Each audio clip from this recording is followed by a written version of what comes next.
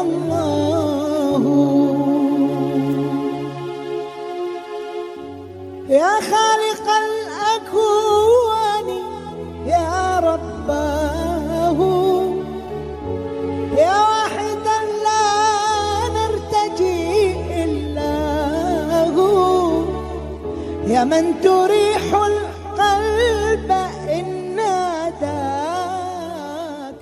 Assalamu alaikum wa rahmatullahi wa barakatuh. Bismillahir rahmanir rahim. Alhamdulillahi rabbil alamin. Lahun ni'matu wa lahul fadlu wa lahul thana'ul hasan. Wa salawatullahi al-barrir rahim wal malaikatil muqarrabin ala sayyidina Muhammad ashrafil mursalin wa habibi rabbil alamin wa ala jami' ikhwanihi an-nabiyyin. رب اشرح لي صدري ويسر لي أمري واحلل عقدة من لساني يفقه قولي آمين. أما بعد يا إخوة الإيمان, ô mes chers frères et sœurs de foi, Allahu Azza wa Jal dit dans le Coran honoré: قل هاتوا برهانكم إن كنتم صادقين. قل هاتوا برهانكم إن كنتم صادقين. Ça veut dire, dit Mohammed, amenez votre preuve si vraiment vous êtes véridique. Donc nous on demande à Allah Ta'ala qu'il fasse que nous soyons au nombre des gens qui sont véridiques, et on espère cela insha'Allahu Azza wa Jal. Et les savants comme le grand mujtahid Abdullah ibn Mubarak a dit: al-isnadu min ad-din wa lawla al-isnadu laqala man sha'a ma sha'a. Al-isnadu min ad-dini wa lawla al-isnadu laqala man sha'a ma sha'a. Ça veut dire que la chaîne de transmission fait partie de la religion. Et s'il n'y avait pas eu la chaîne de transmission et de qui tu prends la science et tes références, tout ça, chacun il pourrait dire ce qu'il veut dans la religion. Donc c'est pour ça qu'aujourd'hui, insha'Allah ta'ala, on va faire une courte assemblée pour expliquer de manière concise et vous exposer certaines de nos sources que j'utilise pour faire les cours, les ouvrages de référence que j'utilise afin de mettre en place les cours que je vous donne. Donc moi, alhamdoulilah, j'ai eu la chance de beaucoup voyager. Je suis parti dans les pays du Sham, je suis parti en Syrie avant la guerre, donc c'était il y a plus de 10 ans. Je suis parti également en Arabie, à la Mecque, à Médine. Et j'ai eu beaucoup d'enseignants qui m'ont donné des cours, que ce soit des enseignants d'origine syrienne, des gens qui ont étudié en Égypte à l'Azhar, des gens qui ont étudié dans des universités indonésiennes. Moi, je n'ai pas étudié à l'Azhar, mais certains de mes chouyours, de mes enseignants, sont des gens qui ont été diplômés de l'Azhar. Également, j'ai eu certains enseignants qui étaient d'Arabie Saoudite, comme un enseignant qui s'appelait Abdullah al-Hijazi du Hijaz, donc c'était un arabe du Hijaz, et d'autres enseignants également d'origine syrienne ou autres, et également aussi sénégalaises. Moi, j'ai commencé à apprendre l'arabe, à lire et à écrire avec des Sénégalais mourides, des élèves de Cheikh Ahmed Bamba, rahimahullah. Donc j'ai appris dans l'écriture marocaine, que je vous avais déjà montré dans des cours précédents. Donc cette écriture-là, des livres qui sont connus au Sénégal ou ailleurs, c'est l'écriture du Maroc. J'ai appris l'arabe dans cette écriture-là, et après je suis parti à l'étranger pour apprendre la religion dans la langue arabe. Donc comme vous le savez, la science de la religion se divise en plusieurs sciences. La meilleure des sciences, c'est la science de la croyance du tawhid. Donc dans le tawhid, j'ai appris selon, bien sûr, l'école de l'Ash'ari et le Maturidi, qui sont Ahlus Sunnah wal Jama'a en entier, auxquels se réfèrent tous les savants du Salaf, qui résument la croyance du Salaf, comme le livre de Aqidat Tahawiyya. Donc ça, c'est un livre de référence que j'utilise souvent dans les cours, comme vous le savez. Le livre du savant du Salaf qui est décédé au 4e siècle de l'Hégire et qui a vécu dans le 3e siècle de l'Hégire, qu'on appelait Abu Ja'far Ahmad ibn Salama al-Waraq al-Tahawi. Donc j'utilise beaucoup son livre et le commentaire de son livre. Et également la croyance de An-Nasafi, l'Aqidah An-Nasafiyya, donc il y a un livre également des savants du passé qui résume la croyance de Ahlus Sunnah wal Jama'a. Et également, j'ai pris dans le fiqh malikide dans Ad-Durr Thamin, comme vous le savez, du savant Al-Mayyar Al-Maliki, dans l'explication du matan de Ibn Ashir. Donc, comme on a dit, fi aqdi ash'ari wa fiqh maliki wa fi taliqati al-Junayd as-Saliki. comme il a dit Ibn Rashir, dans la croyance de l'imam al-Ash'ari, Abu al-Hasan al-Ash'ari, et dans le fiqh de l'imam Malik ibn Anas, et selon la voie de Al-Junayd al-Salik, le grand savant, le grand chef des soufis, Al-Junayd al-Baghdadi. Donc également j'ai pris un peu dans la science du soufisme, de certains savants qui sont connus au Yémen, dans des ouvrages de certains savants connus du Yémen. Donc moi j'ai pris dans la croyance, donc c'est ce qu'on vient d'évoquer. Également dans la science du fiqh, j'ai pris donc comme on a dit, Durrul Thamin, dans l'école de l'imam Malik, dans l'école de Malik, à Durrul Thamin. Donc ça c'est dans l'explication du Matan d'Ibn Rashir. Donc j'ai pris dans ce livre. Également dans le livre qu'on fait en ce moment sur la chaîne, le Mukhtasar al-Akhdari. D'accord? Donc ça parle jusqu'à la fin du chapitre de la prière, globalement. Également, j'ai pris dans le fiqh Shafiri, donc des Mukhtasar connus comme le Mukhtasar al-Muqaddimah al-Khadramiyya du grand savant yéménite Ba Fadl, qui est très connu au Yémen, donc c'est son ouvrage à lui, et ça rassemble la plupart des sujets à connaître dans le fiqh. Également, j'ai pris dans le livre Fath al-Wahhab, vous avez vu, il y a les feuilles dedans parce que comme je me sers beaucoup de ces livres pour préparer les cours, donc il y a pas mal de choses dedans. Donc c'est des livres, bien sûr, comme vous pouvez le voir, on ne s'est pas contenté de les acheter au marché et de les lire tout seul. C'est des livres qu'on a lus avec des gens de science, avec des savants, et ils nous les ont expliqués, et et du coup on a écrit dans les marges, etc. Comme vous pouvez le voir, j'ai appris la religion en arabe, j'ai pas appris la religion en français. Mais comme j'ai eu la chance d'apprendre bien le français, et après d'apprendre bien l'arabe également, avec des enseignants dignes de confiance, et quand je donne cours, je traduis directement du français à partir des ouvrages que j'ai étudiés. Donc il y a des gens qui pourraient s'imaginer que j'ai appris la religion en français, mais j'ai appris en arabe. Après je retranscris, je retraduis tout lors des cours en français. Également dans les livres connus Shafirites, j'ai pris le livre de Ibn Qasim al-Razi, le commentaire de le Matan al-Raya wa al-Taqrib du Qadi Abu Shujar. Donc j'ai pris plusieurs commentaires de ce livre-là. Donc parmi eux le commentaire pour les 8 ans de al-Razi, Ibn Qasim. Également, ça c'est un ouvrage qui est aussi enseigné à l'Azhar. Donc c'est le livre qui est An-Nihaya de Waliyuddin al-Basir al-Shafiri, qui était un savant aveugle mais qui a dicté son livre, comme vous voyez. Donc ça c'est parmi les livres que j'ai étudiés également dans les pays du Sham. Et c'est un livre aussi qui est enseigné à l'Azhar, et certains enseignants, comme je vous ai dit, ils ont aussi étudié à l'Azhar en Égypte. Donc ça c'est parmi les ouvrages que j'ai pris dans le fiqh Shafiri. Également le livre Tuhfatut Tullab de Zakaria al-Ansari, qui est le même auteur de ce livre-là. Également j'ai pris dans Minhaj al-Talibin de Yahya ibn Sharaf al-Nawawi. Donc ça c'est, vous avez vu toutes mes références, parce qu'il y a des gens des fois ils demandent de quel savant tu prends, etc. Bon, alhamdulillah, dans le salaf et les savants du passé, il y a eu des grands savants, leurs ouvrages sont encore existants.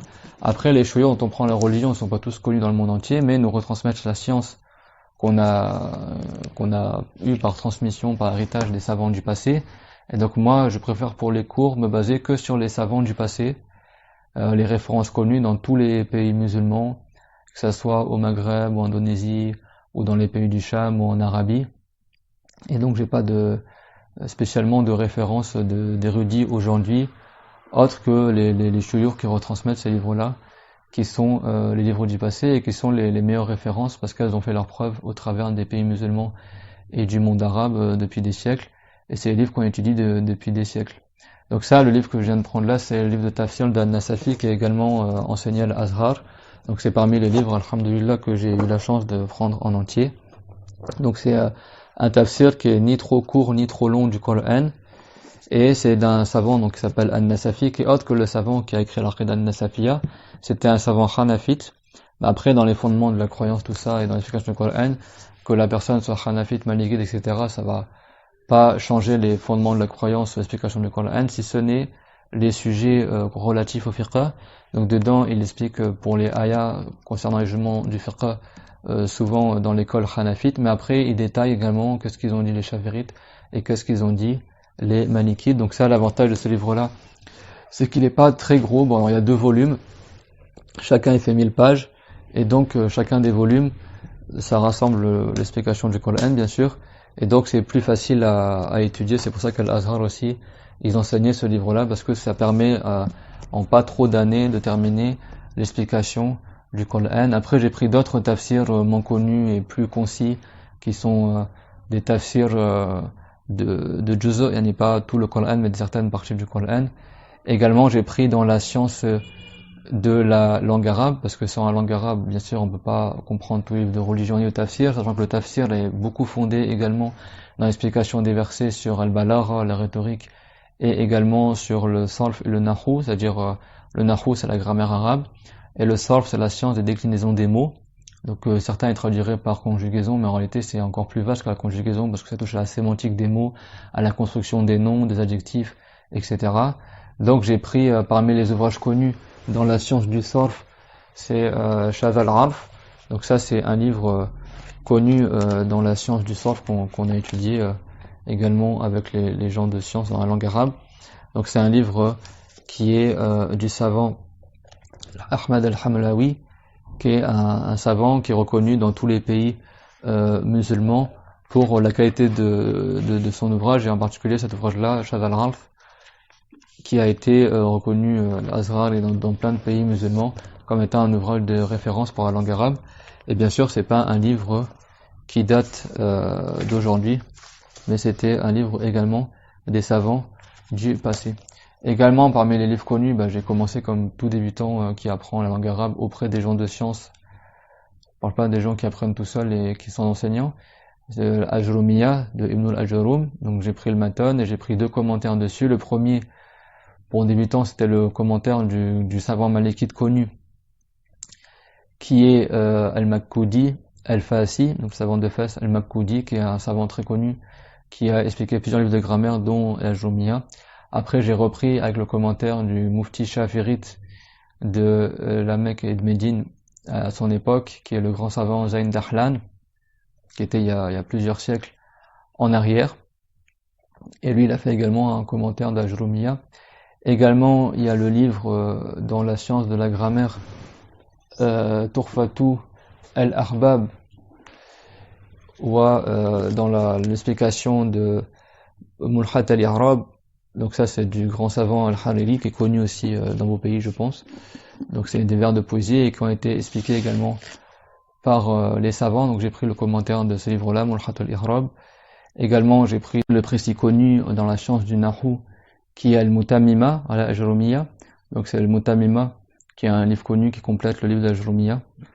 Donc j'ai pris dans ce livre aussi. Également, parmi les livres de référence en langue arabe, en grammaire, on a cité Qatan Nadab al-Sada, qui a été expliqué par Ibn Hisham al-Ansari, qui est parmi les grands savants de la grammaire arabe. Donc on a pris ce livre également dans les pays du Sham avec les gens de science, donc le Matan et l'explication. Également, il y a le livre, le commentaire de Alfiyat ibn Malik. Donc moi j'ai choisi le commentaire de Ibn Raqil, qui est un livre qui est plus détaillé. Alors le Makkoudi qu'on a cité tout à l'heure, lui il a fait un commentaire également plus concis, plus court de Alfiyat ibn Malik. Et moi le livre dans lequel j'ai pris, c'était dans le livre de Ibn Raqil.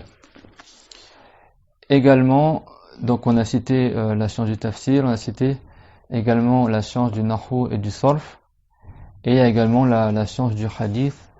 Donc la science du hadith, c'est important de savoir qu'elle est de 2 catégories. Il y a 2 pans principaux dans la science du hadith. Il y a ilmu al-hadith, diraya et riwaya. Donc le premier pan c'est riwaya, ça veut dire le relatement des hadiths, comment on rapporte les hadiths. Donc ça, c'est constitue à prendre ce qu'on appelle les moutoun du hadith, c'est-à-dire de prendre par transmission auprès des savants du hadith, par lecture ou par ouïe, transmission orale, on lit avec lui le savant tous les hadiths du prophète ﷺ rapportés dans les ouvrages avec leur chaîne de transmission. Donc moi j'ai eu la chance de prendre dans les pays du Sham, dans la science du hadith, donc Ilm Riwaya, dans le Sahih d'Al-Bukhari qui est connu comme vous le savez. Donc ça c'est le livre que j'avais, cette édition là. Également j'ai pris dans le Sahih de Muslim, donc pareil le Sahih de Muslim. Donc là dans le cadre de la science Riwaya, c'est-à-dire lire les hadiths avec leur chaîne de transmission.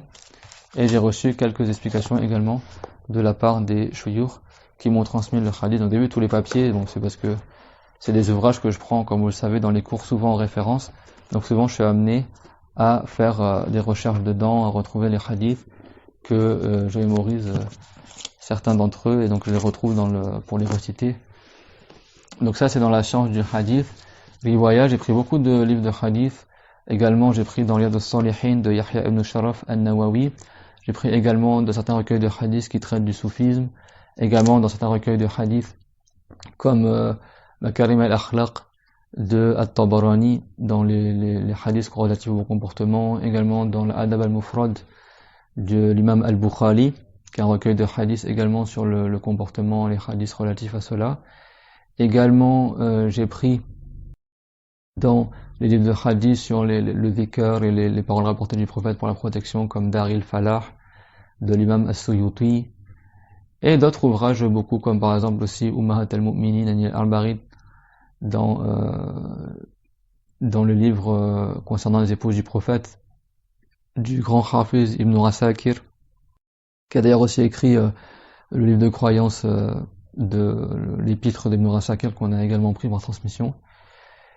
Également, j'ai pris plusieurs livres de hadith, également Mukhtasar Ibn Abi Jamra, qui est le résumé du Sahih d'Al-Bukhari, également Makarim al-Akhlaq, on l'a cité, Shama'il al-Muhammadiyya du grand imam At-Tirmidhi, également c'est parmi les livres qu'on a étudiés en langue arabe, qui sont les hadiths rapportés sur le comportement du prophète alayhi salam. Également Bulugh al-Maram du savant Ibn Hajar al-Asqalani, qui est un livre de hadith concernant le fiqh, qui sont donc c'est classé par les différents chapitres de fiqh et les preuves que les savants mujtahid ont utilisées dans l'école de Shafi'i ou autres, concernant les différents sujets de la religion, et d'autres ouvrages dans la science du hadith. Donc ça c'est, je vais passer tous les livres, on va pas mettre toute la bibliothèque devant vous, mais c'est les livres qu'on a pris par transmission orale auprès des shuyukh, auprès des savants de la science du hadith. Par transmission orale, c'est parmi les livres qu'on a pris. Donc ça c'est le premier pan de la science du hadith. Et après le deuxième pan, c'est ilm daraya, ce qu'on appelle également la science du mustalah.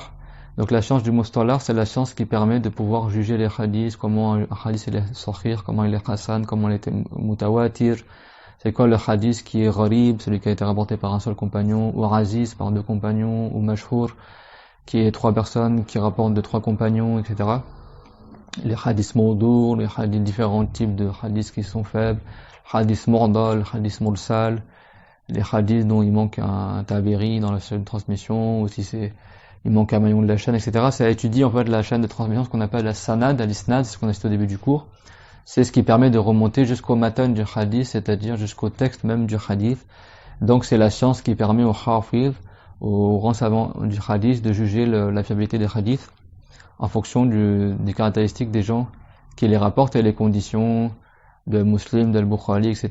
Quelles conditions ils ont adopté, Al-Hakim dans le Mustadrak et l'imam Ahmed, etc. Les chaînes de transmission, ça étudie ça en fait. Donc ça c'est la science qu'on appelle le mustalah, et ce qu'on appelle aussi ilm daraya. Donc comment savoir juger les hadiths. Donc là également j'ai pris plusieurs ouvrages, dont des ouvrages très connus comme Al-Bayquniyya, donc le vers de poésie, le Qasida al-Bayquniyya, avec le commentaire. Également le livre de Ibn Hajar al-Asqalani qui s'appelle Nukhbatul Fikr, le livre connu de Ibn Hajar al-Asqalani qui est Nukhbatul Fikr, qui est un livre qui reprend les thèmes également abordés dans le livre de Al-Bayquniyya. Également le livre de Nawawi qui est At-Taysir, Taqrib At-Taysir fi Ma'rifati Sunani al-Bashir al-Nadhir. Donc c'est un livre également qui traite de la science du mustalah. Donc ça c'est parmi les livres également qu'on a étudié en entier dans la science du hadith qu'on appelle l'ilm daraya. Donc ça c'est parmi les sciences du hadith. Également il y a la science du tajwid, donc j'ai pris dans le commentaire du Muqaddimah al-Jazariya du grand savant al-Jazari, qui est un livre très connu, donc un livre de poésie, et également le commentaire, également le livre connu aussi pour les débutants qu'on appelle Tuhfatul Atfal de Al-Jumzuri. Et donc ça c'est un livre connu dans la science du tajwid, et d'autres ouvrages aussi qui sont moins connus, mais qui sont également versés dans cette science-là. Également, j'ai pris plusieurs ouvrages, donc que ça soit dans le fiqh shafiri comme le Hawid al-Qazwini. Également, j'ai pris, donc c'est un matan qui est long, d'accord, c'est ça que j'ai en 2 livres, Hawid al-Qazwini, d'accord, que j'ai pris avec certains gens de sciences. Et donc, j'ai pris également dans ce qu'on appelle Qawarid al-Fiqh. Donc, Qawarid al-Fiqh, ça c'est un livre en vers de poésie qui rassemble, donc c'est autre qu'Usul al-Fiqh, c'est un livre qui rassemble les règles principales dans le fiqh. Donc ça c'est le livre de Abu Bakr al-Ardal al-Yamani al-Shafiri, donc c'est un savant shafirite qui s'appelle Ardal dans l'école Shafiri, mais comme vous le savez, pour ceux qui ont étudié dans le fiqh, il y a beaucoup de fondements communs entre l'école shafirite et malikite. C'est pour ça que parmi les livres qu'on a pris également dans Usul al-Fiqh, il y a le livre de Al-Qazwini, donc le livre plutôt de Shirazi, Al-Lumar, et également le livre connu qui est Al-Waraqat de l'imam des deux Haramain Al-Juwayni, Muhammad Al-Juwayni, qui a été expliqué par Al-Khattab Al-Maliki, par le savant malikite Al-Khattab. Donc j'ai pris également dans des explications qui sont relatives également au fiqh malikite. Également, comme on a vu dans le Nurashir, ala tariqati al-Junayd al-Saliki, donc j'ai pris un peu aussi dans la science du soufisme, donc dans le livre qu'on appelle Suluk Adab al-Murid, donc c'est un livre manuscrit qui est connu au Yémen, et donc ce livre-là, je trouve la couverture est là, donc c'est le livre de l'imam du Cheikh Qutub al-Darwa al-Irshad Al-Habib Abdullah Ibn Alawi Al-Haddad, d'accord, Al-Hadrami Al-Shafiri. Donc c'est un livre connu dans le soufisme, un livre manuscrit, et d'autres ouvrages également. Aussi dans la croyance, j'ai pris le livre Al-Fiqh al-Akbar de l'imam Abu Hanifa, qui est parmi les plus grands savants du salaf connus, qui est celui qui est né en 80 de l'Hégire et qui a rencontré certains compagnons du prophète alayhi salatu wassalam. Et après, il y a d'autres ouvrages qu'on ne pourra pas tout détailler ici, mais globalement, on a fait un peu le tour des différentes sciences. J'ai pris un petit peu dans le fiqh hanafite, mais principalement, comme je voulais exposer, surtout dans le fiqh malikite et shafirite. Et après, dans Usul al-Fiqh, ça rassemble un peu le fiqh malikite et shafirite concernant al-usul et la science du hadith. Il y a beaucoup d'ouvrages que j'ai pris sont des ouvrages de savants malikites également.